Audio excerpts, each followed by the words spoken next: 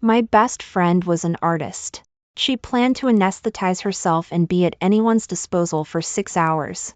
I quickly stopped her. Humanity is the last thing you should test. Under my persuasion, she reluctantly canceled the exhibition. Unexpectedly, her senior classmate, Bella, held this humanity test as performance art concept and became an overnight sensation.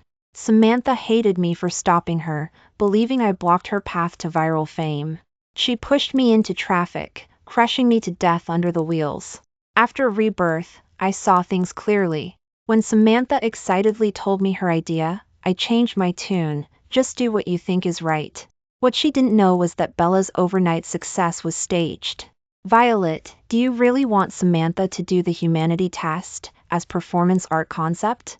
Emily's worried voice came from beside me. In my previous life, Samantha told me she wanted to hold a new art exhibition, and we disagreed. She told me the theme was humanity test as performance art concept. She would anesthetize herself for 6 hours, during which anyone could do anything to her. I pleaded for a long time, almost forcefully making her give up the idea. Partly it was for her physical health, and partly, I didn't want this artist to be destroyed by the evil of human nature. After that, I went to great lengths to arrange for her to meet industry bigwigs, hoping Samantha could seize the opportunity to network and achieve something in her 20s with their help. But soon after, her senior classmate, Bella, held this humanity test as performance art concept and became an overnight sensation. Samantha utterly hated me, believing I had blocked her path to viral fame. Later, I helped her find resources multiple times before she would even barely talk to me. That night, I picked her up from a bar. As we walked onto the pedestrian overpass, she actually tried to push me off. She choked me, her eyes clear, and sneered, "How dare you ruin my opportunity with those pathetic resources? How do you deserve to live? Next time, don't be a dog blocking the way." Thinking of this, I shook my head, carefully tidying the documents on the desk, and said, "As long as she's happy."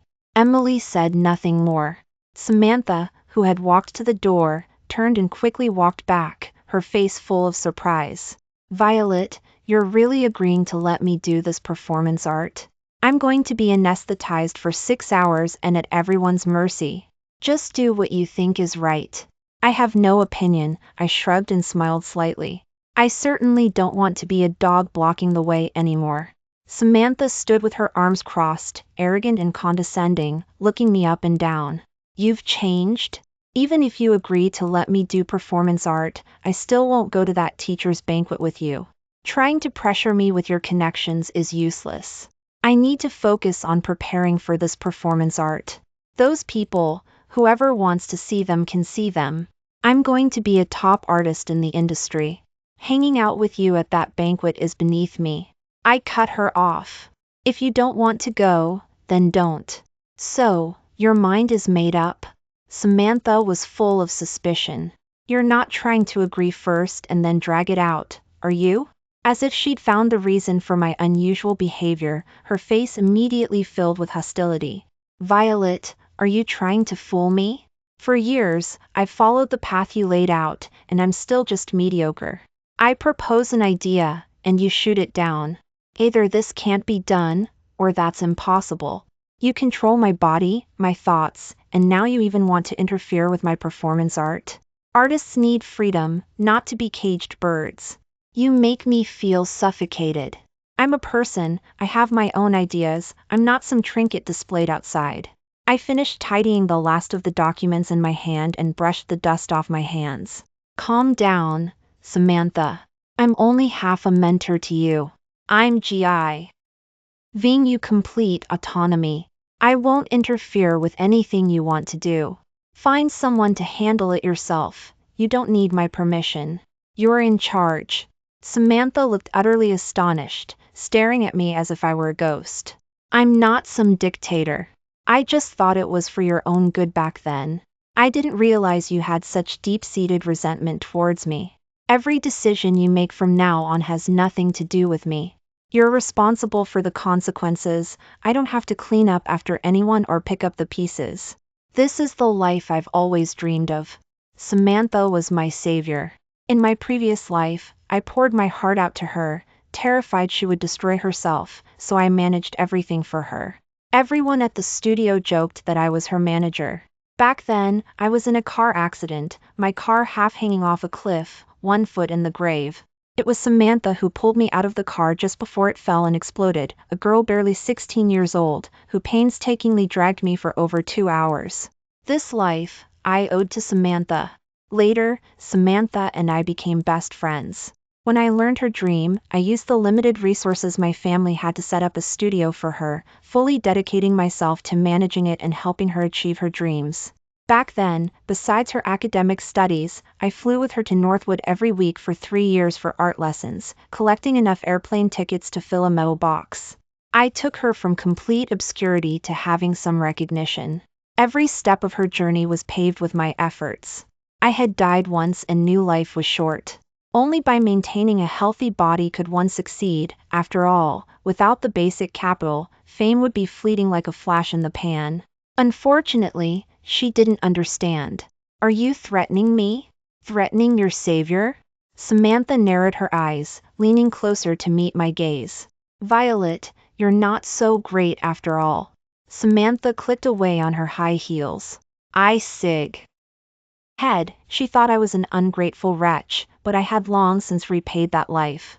The next day at noon, the studio was empty. I asked Emily and found out Samantha had taken everyone to the warehouse to prepare the set.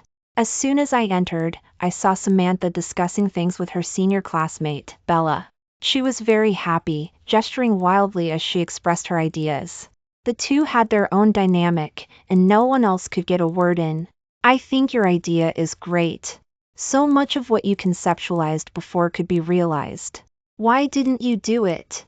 It was all Violet controlling my body and limiting my thoughts. I even hated her for it. You don't know, she even gave me attitude before, repaying kindness with enmity. Every time I suggested an idea, it was like asking for her life. She was always suppressing me. You're so much better, Bella, you understand me.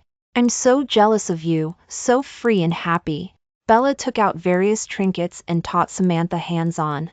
Samantha was deeply moved, as if she had found a kindred spirit. Over the years, I had given Samantha many gifts, even sacrificed everything for her, but I had never seen her look at me with that kind of expression, not even a thank you. Samantha would say thank you to strangers, to the cleaning lady, to the delivery guy, but only showed me annoyance, as if everything I did was expected. I smiled and interrupted their heartfelt conversation, taking out the resignation letter I had written yesterday and handed it to her. Samantha saw Bella and greeted her with a smile. Long time no see, Violet. Still as chic as ever. Another young guy sending you a love letter? Samantha looked smug and proud. Oh, it's nothing, just a coincidence. You can read it if you want. She casually handed the letter to Bella. Bella didn't hesitate, flipped it over, and saw the name on the envelope. Her expression tightened slightly. Maybe I shouldn't read this. Honestly, what is there of mine that you can? TC? Samantha took the envelope from Bella, tore it open in 3 seconds, saw my name, and instantly collapsed. Resigning? Violet, you're resigning? What right do you have to resign? Bella stepped forward, her brow furrowed. I hadn't heard. Violet, hasn't Sam always been pretty good to you? Why are you resigning? Don't be impulsive. She's just a bit direct. She doesn't have bad intentions. Young people are easy to talk to. You should communicate promptly if there are issues. If she did something wrong, I'll talk to her for you. What are you unhappy about? Then, Bella turned to Samantha. Sam, hurry and try to persuade Violet. Don't be impulsive. The job market is tough right now, and it'll be hard for someone Violet's age to find a suitable job. You're not actually going to agree, are you? Samantha scoffed, her expression arrogant. Violet, who do you think you are? Ungrateful wretch. I knew you had ulterior motives. You think you can threaten me by resigning? Fine, I'll grant your wish, but you're fired. Pack your things and get out today. Final pay will be settled today. This is not where you belong. Don't show your face to me. The previously noisy warehouse fell silent. Samantha patted Bella's shoulder. Bella, since you have time, why don't you come work at my studio? There's an open position for you. Samantha completely ignored my presence and only spoke to Bella. I wasn't surprised at all. After so many years, I knew her too well. In her eyes, she could show respect to anyone, but not me. In my previous life, Samantha hated me so much for another important reason. The night before Bella became an overnight sensation, a fire broke out in the warehouse, destroying all of Samantha's works prepared for an exhibition in Paris. Coupled with the humanity test, as performance art concept, idea I had blocked, I worried Samantha couldn't handle the shock, so I kept it hidden until after Bella's popularity had subsided. Only then did I tell Samantha was devastated. She couldn't accept that she had missed an opportunity because of me. She even believed the fire was my fault, that I had blocked her prosperity. From then on, Samantha became neurotic, treating me like an enemy. She resented why she had saved me that year, and even more, she hated that I had always suppressed and controlled her, refusing to accept her ideas and designs. To appease her, I fought for many resources for Samantha, but these were not enough to fill the gap in her heart. One drunken night, she pushed me off the pedestrian overpass, letting the rolling traffic grind me into pulp. In the moment I fell, I saw her lips move. This is what you owe me. What I owed her, I had paid back. I stood still, looking at the warehouse, my heart full of emotion. I spoke up, interrupting their conversation. I think you might have gotten some things wrong. You two are the ones who need to leave. Samantha raised an eyebrow, disdainfully. What kind of fit are you throwing now? In public? I'm giving you plenty of face. Don't force me to call security to kick you out. I smiled and looked at Samantha. This warehouse, the equipment, including the land, are my private property, unrelated to you or the studio. The contract expires today. You will move out today, or you'll face the consequences. And the studio, when you started out, you had nothing. I paid for the studio and hired the staff. Furthermore, I am the finance department. Samantha seemed not to have considered these issues. Her face turned so dark it could drip ink. She had just fired someone, only for that person to turn around and kick her out of the studio. She was utterly humiliated. Samantha had poured almost all her talent into art. Anyone who saw Samantha's work couldn't help but praise it. In my previous life, I hadn't told Samantha the truth about the warehouse fire, nor had I told him about Bella's actions. The day Samantha got drunk, I had looked for Bella and unintentionally overheard her on the rooftop. Bella was the one who set the warehouse fire, and she was also the one who stole Samantha's ideas. She even regretted that Samantha hadn't stuck to her idea for the humanity test, as performance art concept, otherwise, Bella could have publicly destroyed her. I hadn't figured out how to tell Samantha when I received the news of his drunken state. Seeing his pathetic state, I couldn't imagine if he could handle knowing that his senior classmate treated him this way. Just as I was caught between a rock and a hard place, Samantha killed me. She choked me, making it hard to breathe.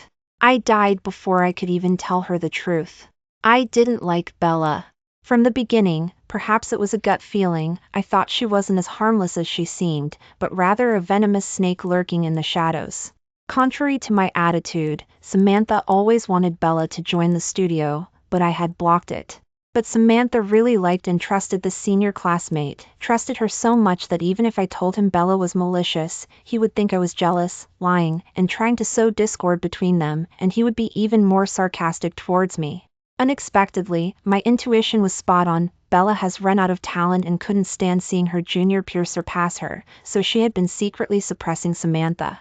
This kind of malicious woman, in Samantha's heart, was the image of someone naive and sweet, innocent. If she knew that the senior classmate she sincerely trusted was the one who plagiarized her ideas, burned her works, and wanted to completely destroy her, what expression would she have? Just thinking about it felt interesting in the extreme. The next day was the start of Samantha's performance art. I had given her a day to move out, which was more than generous. I returned to the studio to retrieve my things. There was a knock at the door. I was still tidying the trinkets on the desk. Come in. It was Belle. Law. I frowned slightly. What are you doing here? If it's because I caused a fight between you and Samantha, I can apologize, or I can leave. I'm really sorry. Samantha was just saying things in anger. Don't take it personally. Bella's eyes were slightly red, and she sounded choked up. Who do you think you are? Don't flatter yourself. Get lost if you have nothing to say. Bella left, her face pale. A few minutes later, Samantha strode in, frowning. Are you in such a hurry to leave? You know, I was just saying that in anger. I countered, your words are as trustworthy as farts. Samantha's face flushed red, as if she had made some kind of decision. She closed her eyes and said loudly, it's my fault for being too petty. I'm sorry, okay? I take back what I said about firing you. You withdraw your resignation letter, and we'll go back to how things were. Seeing my lack of reaction, Samantha opened her eyes and saw I was still packing. Her expression was displeased. Do you have to be so heartless? Just because I said something in anger, you're throwing away our years of friendship? What do you take me for? I've already apologized. Can't we just go back to how we were? What else do you want from me? I don't want anything, it's just that we're done. Simple as that. As soon as I said that, Samantha exploded. I'm giving you a chance, offering you a way out. Fine, you ungrateful wretch. I knew you had ill intentions. You said you were helping me, and now the studio is yours, the warehouse items are yours, and I've just been working for you all these years. You truly are a heartless person. I should have known you should have died in that car accident. Samantha finished speaking, slammed the door, and left. Ultimately, her kung fu wasn't up to par, but the extent she went to surprised me. After taking my things, I left the city the next day. In my previous life, I had dragged a reluctant Samantha to a banquet where I met someone important I had I seed. He merely glanced at Samantha and said, this person has poor character, will not achieve great things, and will even bring disaster to those around her. Hearing this, I suppressed my smile. I had been with Samantha for so many years, we were already tied together, especially since she was my savior. In situations like this, we would rise and fall together. But there was nothing I could do. If I offended the powerful, it would be difficult to navigate this circle, and Samantha's path would become even more thorny. I could only leave with a cold expression. At the time, others were jealous of Samantha, but what happened afterward reflected what that person had said. Sadly, this time I looked at everyone attending the banquet and never saw him again, as if my previous life was a dream. After leaving the banquet, I landed at the airport late at night. My phone rang. It was a call from the police. I rushed to the police station with my luggage. The first words I heard upon entering were, "It must be Violet. She burned the props I needed for my exhibition, and all my works. She must be holding a grudge because I fired her and escaped her control. This ungrateful wretch, I almost died in there. Officer, you must arrest her." When Samantha saw me enter, she lunged at me, flailing her arms. "I knew it was you. What did I ever do to you? You want to destroy me. What can I do? Of course, I have to seek the help of the police. Officer, help me." I quickly hid behind the officer. By all that is good, she's slandering me with baseless accusations. I just got off a plane. This is defamation. The duty officer held Samantha tightly, making her flailing in the air useless. Unexpectedly, Samantha had such a lively side. The duty officer looked at me with a complicated expression, and I just found it ridiculous. It didn't make sense logically. Plus, I was on a business trip Saturday and only landed at the airport early Sunday morning. How could I have had Tim to commit the crime?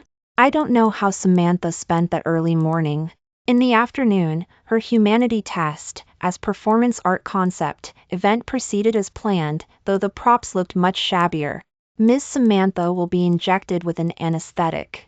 For 6 hours, whatever the audience does to her, they will not bear legal responsibility. There are 91 props on the table. The audience can use any item to do anything they want to her. Samantha sat silently on the stool, her eyes not blinking. Initially, few people came in. Everyone was curious, treating it as a novelty, and few approached her. Slowly, Some girls came up to take photos. Samantha didn't move. A child came up and touched her face, looking at his mother with surprise. Mom, she's a wax figure with temperature. With temperature? As if drawn by the child's voice, more and more people gathered around Samantha. Some used lipstick to draw all over her face, applauding and taking photos. Some wiped away the drawings for her. Samantha looked at the little girl doing her makeup in front of her and thought that human nature was still inclined towards kindness. Until someone picked up scissors and cut Samantha's clothes. Samantha could see everything. She couldn't stop it, she could only comfort herself. There are all sorts of people in the world. It's just cutting the outer clothes, it's nothing. People wear bikinis at the beach, showing even more. And this act, like opening Pandora's box, began the nightmare. That person cut her clothes to shreds but carefully placed a rose behind her ear. The thorns on the rose stem dug firmly into the back of her ear, and drops of blood dripped down her earlobe. Samantha's eyes were full of tears and pleading, while that person looked like they were admiring a perfect floral arrangement, their eyes full of appreciation. They took photos from various angles and stuck them on the wall behind. Before Samantha could even breathe a sigh of relief, the next audience member tore off her top, leaving her completely naked. Seeing that Samantha seemed to have no reaction, his eyes lit up, and he couldn't wait to hug and kiss her. A rotten, putrid smell filled Samantha's mouth, making her eyes and nose run with tears and snot. As if disgusted by Samantha's runny nose, he slapped her across the face without warning. These atrocities were not stopped but escalated. Someone shouted, "She's really not moving at all. Go for it!" The onlookers saw this scene and didn't hesitate. 7 or 8 people swarmed forward, some used knives to slowly cut her skin, some stabbed thorny roses into her abdomen, some kissed her bruised skin, and some sucked her blood. By the time they satisfied their desires, Samantha was covered in wounds, her face full of bruises, not a single piece of good skin left on her body. Samantha's desperate tears rolled down her cheeks. She was powerless to escape. A few people lifted Samantha into the bathtub filled with water. The blood instantly mixed with the clear water, leaving only a faint pink hue. Is this really okay? What could be wrong? She herself said we could do anything, and she signed a disclaimer. We're just helping her realize her idea. Exactly. Look, no one's stopping us now. Even if she dies here, it's what she sought. Maybe she has some strange fetish. What normal person prepares props for others to humiliate themselves? But what? But hurry up. I want to properly enjoy this corpse temptation. With that, the person impatiently unbuckled their belt and prepared to step into the water. Police! Hands on your heads. Everyone, hands on your heads and squat down. Police officers rushed in with their guns drawn. Those standing by the bathtub instinctively tried to flee. Samantha heard the police arrive and wept with joy, tears streaming down her face. The distant sound of a siren wailed. Samantha couldn't hold on and lost consciousness. At this time, #in aesthetic 6-hour performance art ## human nature is fundamentally evil ## creator of Gillen performance art abused #topped the city's trending list, the heat remaining high. The live stream room was empty, but the comments were refreshing at an incredibly fast rate. Oh my god, that was truly intense. The streamer is too dedicated. There wasn't even security. What if someone actually died? Luckily she live-streamed it. She's truly bold to test how evil human nature can be, without any protective measures. The streamer is crazy for fame, letting herself be ravaged like that. She's even a somewhat well-known artist. Is art this wild now? I don't appreciate it. I watched the whole thing. The streamer was really seriously injured this time. The abdomen and lower body were the worst. I wonder how big her psychological trauma is. I'm speechless. What are you all arguing about? This whole thing was initiated by the person involved. The streamer signed the disclaimer, even if she dies, those people won't be held responsible. It's a willing victim and willing perpetrators. What do you understand? Didn't you see the streamer crying? She definitely didn't want it. Crying doesn't mean she didn't want it. Maybe she was crying from pleasure. The streamer is in the hospital now, waiting for updates. Online, countless people were discussing the impact and social significance of this performance art, with all sorts of opinions. By the time I found out about it, Samantha had been rushed to the ER, and there was no official announcement or news yet. Meanwhile, videos of Samantha being ravaged, touched, and abused during the performance art instantly appeared on major platforms. Emily told me that after Samantha was rescued, reporters crowded outside her hospital room, their eyes gleaming, trying to get into the room one by one to capture first-hand news. I hadn't expected Samantha to secretly start a live stream herself for more traffic, without any security personnel present. And it was utterly foolish. The top trending topic remained high. Samantha's account inbox was flooded with messages, vile and abusive language washing over her comment section. Upon regaining consciousness, Samantha immediately spent money to suppress the trending topic and delete related videos posted online. This wasn't the fame she wanted, this wasn't what she desired. Doctors said she suffered severe psychological trauma and shouldn't be overstimulated. Samantha called Bella. Emily didn't know what was said, but after the call ended, Samantha gave her phone to Emily to hold. At the same time, Bella's art exhibition in Paris achieved great success. Her paintings were admired by many bigwigs. Former fellow students were compared, and Samantha once again appeared on the trending list. This time, Samantha's past experiences were brought up and compared to Bella's, causing a stir online. Samantha curled up in the hospital like a hiding turtle. While going for a checkup with the doctor, Samantha overheard someone saying in the distance, "That's her. Her paintings are so beautiful, I heard she even won an award. We don't understand why she did that performance art and ended up like that. Human nature is fundamentally evil was an experiment, right? Her senior classmate is much more successful than her.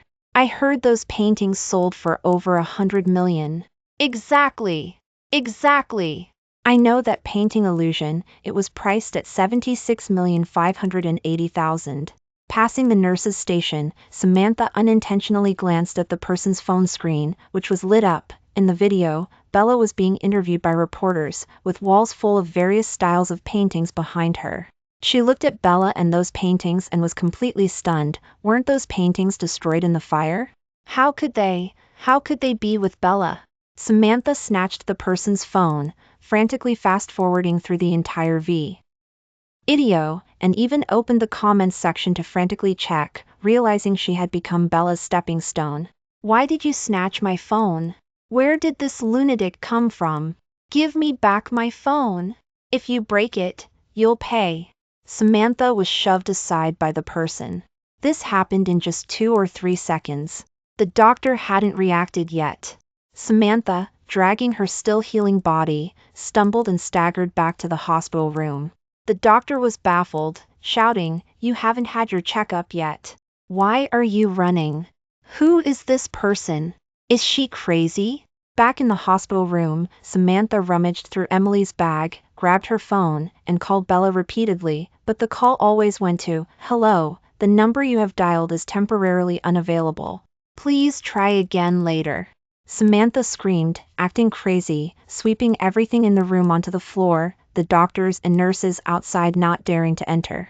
Emily secretly called me, trembling with fear. "Violet, what should I do? Samantha is acting crazy, calling Bella like mad, and she smashed the hospital room. She's acting like a..." Before she could finish, Samantha snatched Emily's phone and called Bella. The call connected in less than 2 seconds. Samantha roared, "Bella, you betrayed me. Those paintings are all mine. How dare you plagiarize my work? Did you set that fire?" A gasp came from the other end of the phone. "What nonsense are you talking, dear? How could they be yours? We were both in the fire that day. I almost burned to death. How could I risk my own life? Is there a misunderstanding?" Misunderstanding? Those paintings were what I was going to take to the Paris exhibition. Only I and Violet had seen them. Samantha suddenly paused, her tone low. "Bella, tell me the truth. Where did those paintings come from? You don't want us fellow students to meet at the police station, do you?" Bella was silent for a moment. "Dear, I think this is a conspiracy. It must be Violet doing this, trying to make us suspect each other. Before Bella could completely shift the blame, Samantha suddenly asked again, Bella, I'll ask you one more time, did you steal the paintings? The voice on the other end laughed and explained, of course not, dear. How could I do something so low? We're fellow students. Where are you now? I'll come find you. Emily took Samantha all the way to Bella's interview location. She wore headphones, repeatedly listening to those audio clips. After getting out of the car, she headed straight for Bella's green room. When Samantha arrived, Bella was meticulously drawing her eyebrows. Dear, you're here? I was just thinking there was something strange about this matter, but the timing isn't good. I have to rush to the interview first. I'll be back later. She was about to leave. Samantha blocked the doorway, preventing her from leaving. We need to settle the score. Bella, what? Dear, you keep saying things I don't understand. Snap! A crisp sound interrupted Bella's unfinished sentence. Samantha slapped her. Samantha yelled, her eyes red, you set the fire in the warehouse. And you stole the paintings too. Why would you do this? I treated you like a sister. You betrayed me like this? Are you even human? Bella remained in the slapped posture, her hair covering her face. She spoke slowly, flushed and with veins bulging from anger, yet seemingly unfazed by the stinging cheek, raising an eyebrow with a hint of triumph. Insulting people with baseless accusations, hitting me without cause. I could sue you for defamation and assault, Samantha. Besides, do you have proof? Proof? Of course I do. Bella, I would doubt anyone, but I never doubted you. Samantha played the recording. Bella's gentle voice came out, recounting her scheme. Bella hadn't expected her to actually have a recording. Her fingers paused for a moment before she sneered, her tone unpleasant. Samantha, you think you can frame me with an audio recording that might not even be real? Who are you trying to fool? If you want to do that, I can fabricate a pile of them. The surveillance video from the warehouse fire is crystal clear, and your face is on it. These can all be verified by the police forensic lab. You're trying to use their own scheme against them, aren't you? Bella now has to rely on stealing other people's paintings to gain glory. What's the difference between you and a rat in a sewer? Samantha was full of sarcasm, tearing away Bella's pretense. Bella's face turned cold, no longer pretending. She lunged forward and snatched Samantha's phone, completely formatted it, and threw it into a cup of water. The entire process took less than 3 seconds. After destroying the evidence, Bella looked somewhat triumphant. Oh, I'm so sorry, my hand slipped. After the show, I'll have my assistant send you a new one. Nothing you say now matters. I'm the publicly acclaimed genius artist, and you're just a low-level artist who can only do boring and vulgar performance art exhibitions. She leaned closer to Samantha and whispered, it doesn't feel good to be humiliated, does it? You thought there was security? When your life was in danger, not a single person stopped them. Where do you think they all went? How did so many perverts just happen to show up? The light split Bella in two, like half angel, half devil, as she murmured, if you hadn't started the live stream, you would have died in that humanity test, as performance art concept. Oh, right, it's called Gillen. Sometimes greed can actually save a life, don't you think?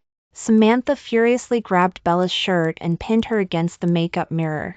You did it all! Why? I had no grudge against you. Bella looked at the contorted Samantha. Why? Probably because I couldn't stand you. Why should you have everything easy, naturally have connections, and people paving the way for you, and you don't even cherish it? Why does everything?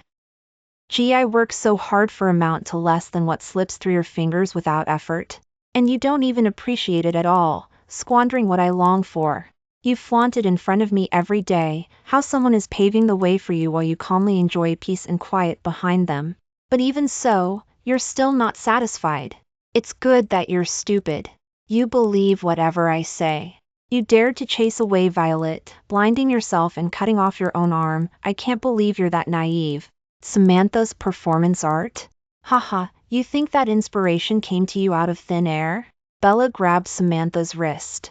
You think this anesthetized for 6 hours as performance art idea was yours? It was just guided by a small trick. Do you really think you're a favored child of heaven? Besides your paintings, you are completely useless. Samantha's face was pale. I'll give you one chance. Give me back what's mine, or you'll face the consequences. Yours? Who can prove it's yours? Your so-called evidence is gone. After all this, how could Samantha still be so stupid?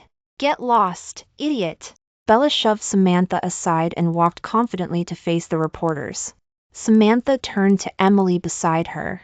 Is everything handled? Yes. Bella sat on the sofa, with rows of reporters waiting to ask questions. As she was chatting with the host, discussing her junior peer, the large screen behind her began to play "Go Set the Fire Tonight" and take the opportunity to move all those paintings out. Samantha's paintings are destroyed. She won't skip the performance art exhibition tomorrow. Remember to remove the security and lure in a few people with unique tastes. It's even better if she dies playing. Anyway, she signed the disclaimer. Finally, find a few people to block the entrance, clear the venue when the time is right, and destroy her. Yes, just destroy her. She's just an idiot. These paintings are all mine now. Several audio clips played in rotation. Someone recognized Bella's voice. Immediately after, the conversation Samantha had in the green room was also broadcast. Reporters quickly took out their voice recorders. Bella's face turned pale with shock, and she frantically shouted, "Turn it off! Turn it off quickly! Director! Where's the director?" Seeing no one paying attention, she rushed towards the control room in her evening gown, but before she reached the door, she was surrounded by a swarm of reporters. They asked all sorts of questions. Bella was dripping with sweat, desperate to leave, but the reporters were like prairie hyenas, relentlessly pursuing her. In the afternoon, Bella's disheveled and pathetic appearance once again became a top trending topic. Simultaneously, audio recordings of Bella framing Samantha went viral online. Bella tried to pay people to suppress the trending topic, but it was useless. The heat continued to rise. There was a lot of controversy online. See, the twist is here. When the humanity test, as performance art concept, happened last time, I knew things weren't that simple. Do not comment without knowing the full picture. The value of this phrase is still increasing. How can someone be so vicious? To destroy a person with such cruel methods for selfish gain? The path for Samantha to turn things around was provided by me. I worried Bella would try to frame me again, so I had people stationed nearby, even installing several listening devices. Luckily, everything was within my expectations. I left Samantha and went home. The aftermath for Samantha and Bella was what I heard from Emily. Bella became a public enemy, hated by everyone. Her honors were revoked, and though her crimes weren't exceptionally severe, she was still sentenced to several years. She was unwilling and escaped. Since then, people who followed the story said they saw her by the riverside. Some said they saw her on the highway, dressed in rags.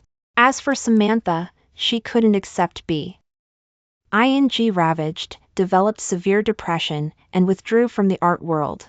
All her staff were dismissed, and she disappeared without a trace. Some say Samantha went to find Bella for revenge. After all, Bella didn't receive the punishment she deserved. Others say the two died at each other's hands long ago. There were many theories, but the internet is a goldfish with a short memory, and the heat quickly dissipated. On the evening of February 29, 2026, a semi-trailer truck sped by. Splish, splash, the truck vibrated. The truck driver didn't pay attention.